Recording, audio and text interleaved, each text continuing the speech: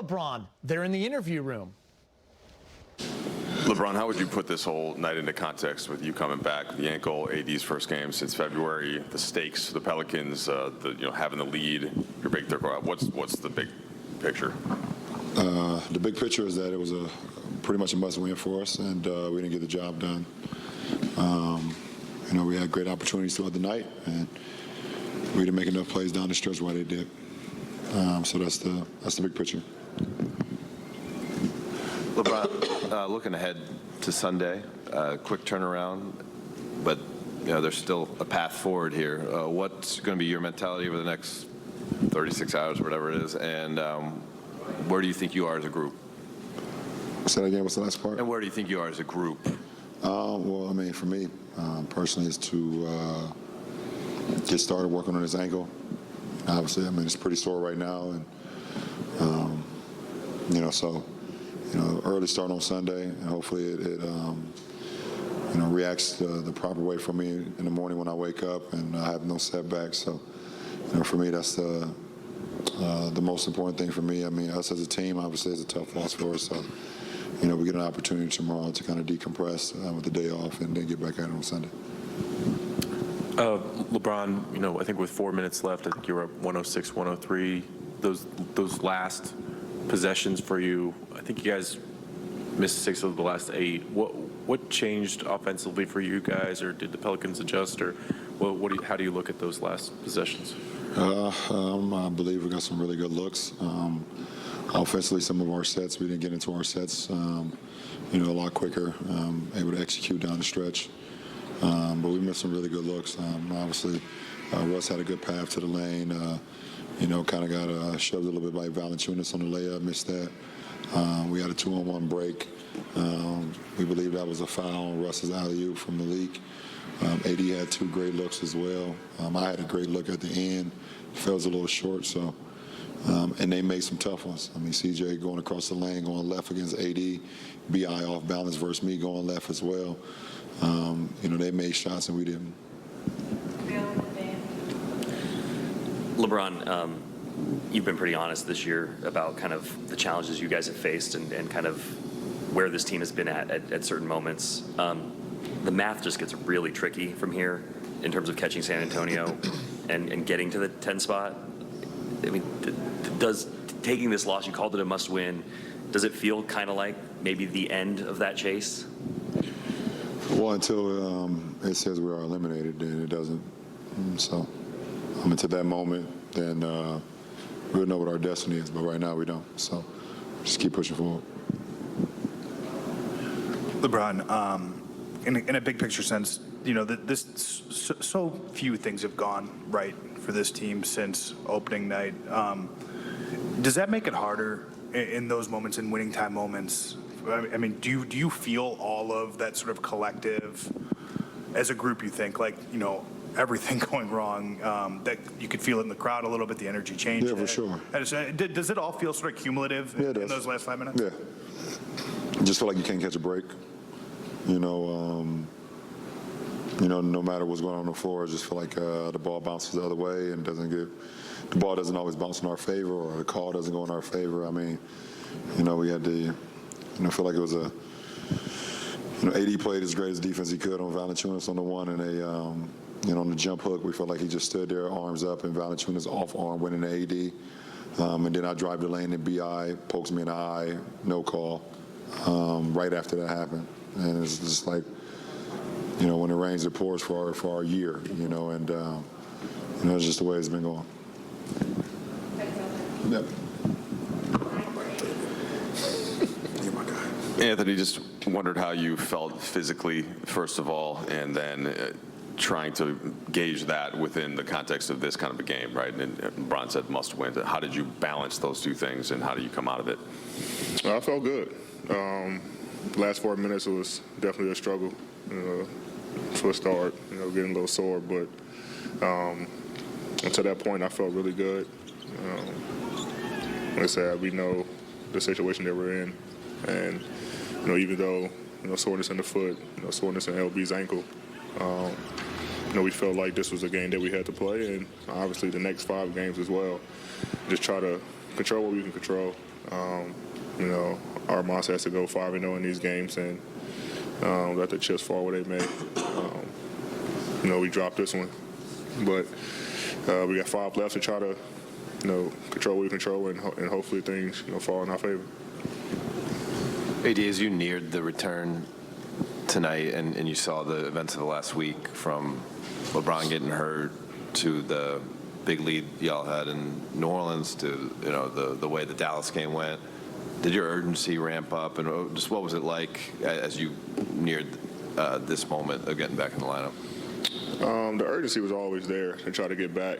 You know, the foot was just not participating. And then after the road trip, it was just like, all right, we just do it, just go and just see what happens. So not all the way, you know, where I wanted to be, but and maybe that's why that discomfort was in the fourth quarter. But so I got a day off tomorrow to try to get it ready for Sunday. Like I said, it's a quick turnaround, so do everything in my power to be ready for Sunday.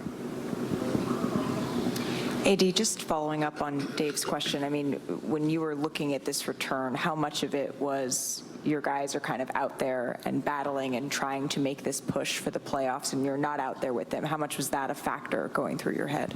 It was always tough, you know, just being on the sideline. You know, when the guys are out there battling every night, and especially in the situation that we're in.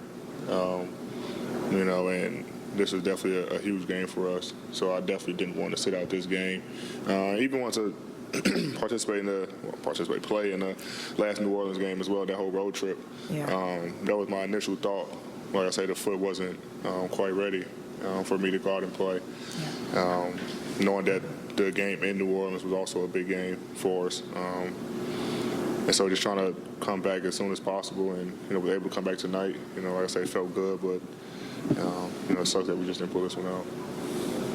AD, just given all you've been through the last 2 years, is when you, even just when you're trying to shrink down the rehab to just your foot and just kind of come back from that injury, is it hard not to think about these things as just one solid chunk for you the last 2 years, just things popping up and stuff that keeps you off the floor? I'll try not to think about it. I mean, injuries are part of the game, obviously, and unfortunately, I've, you know, been hit with a couple of them over the last couple of seasons. But you know, I try to get back on the floor as soon as possible when those things happen, and go out and help my team. And then when it gets to the point where I feel like I can play, whether it's fully healed or not, then I go out there. But overall, it just sucks that I haven't been able to, you know, be on the floor as much as I wanted to help the team this year, and, you know, also last year. AD, so much has turned over with the Pelicans organization since you were there, top to bottom. But does it add to kind of the singular nature of the experience to, you know, twice this week? I know you weren't on the floor earlier this week, but the team that, you know, forgive me for being dramatic, but like kind of ripped your guys' heart out this week is the team that you have so much history with. Obviously, the Lakers kind of have the history of getting you here. Does that add to the experience in some way, or affect the experience if it was just like some other team? Not personally for me, maybe for them. But for me, it's another game. You know, obviously you want to win those games, but, you know, to take it that deep, I don't look at it like that. I just try to go out and help the team win. It just so happened that it is New Orleans, but you know, they get really excited when they beat us, and, you know, their social media team does all this other things, but, you know, we just try to go out and win, and they had the upper hand on us this year, and they have all right to do so. But, you know, we just try to continue to do what we can do. But me personally, I don't look into that. AD, what was the frustration level of just having to watch from the sidelines for so long? And was it hard not to just have a belief that things a lot of times could have played out differently if you had been out there? A lot of ifs, you know. I think we got enough to be able to win basketball games when I'm not on the floor, when Bron's not on the floor. You know, we have a roster that's very talented. We just haven't been able to put it all together. But I say it's just frustrating just not being out there. You know, I want to be out there every game, obviously, with these guys. And just haven't been able to be honest. But I know these guys go out and fight, and like I say, they've done everything in their power to try to keep us in it, and it motivates me from the sideline even more to try to get back as quickly as possible to kind of be in this dogfight with these guys. And we're in a dogfight right now, especially in the last five. The situation we're in, losing a tiebreaker both with San Antonio and New Orleans. So we're in a dogfight, which adds to that motivation. AD, I don't remember when it was, but you sat in this room at one point this season and felt like it could be a snap and this team could win 10 straight, in a moment. And obviously that hasn't happened or come close to happening. But is it a belief that you guys can go 5-0 down the stretch? Is it hope? Do you know what I mean? The difference, I guess, between the two? I think it's a little bit of a lot of belief. I mean, we know what we're fighting for. We know the position that we're in, and we're playing against top teams. Besides OKC, so I think we have to believe. I don't think it's hope. We don't play off of hope, man. Let's hope we win this game. We have to believe, and I believe. I know this guy to my left believes, and everyone in that locker room believes. We got to go out and get it done. It's that simple. We have to win these games, and we got to have that approach. Brian, over your basketball career, not just your life, your basketball career, have you ever been tested this much, and how are you dealing with this? Have I been? Yeah, for sure. I mean, my first 2 years in the league, I didn't make the playoffs. My first year in Miami, I made it all the way to the finals and lost. That was the worst experience of my basketball career. That year in Miami, my first year in Miami. I've already talked about it over and over again, but getting all the way to that point where we all came together for, and then losing in that finals, being up 2-1. That was the worst summer of my life, but also the best summer of my life too, because I really got an opportunity to hone in on my game that summer, and became a whole new basketball player going into that following season. But this is. I hate losing. This is not what none of us signed up for, obviously, but it's not the worst thing that's happened to me so far. And that's not even close. AD, you mentioned defense being one of the things that was a little bit harder to come back for you, and Nikola Jokic on Sunday is not necessarily an easy matchup. How are you processing or thinking about that one?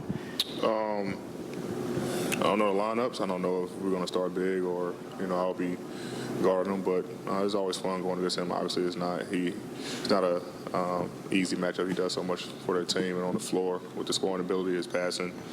But like I say, I'll be ready to go, to be honest. I love playing against him. But, that's why we have a team. It's going to be team defense against him and all the other players. But like I said, we got to have the mindset that's also a must-win in these last five as well. Thanks, Bob.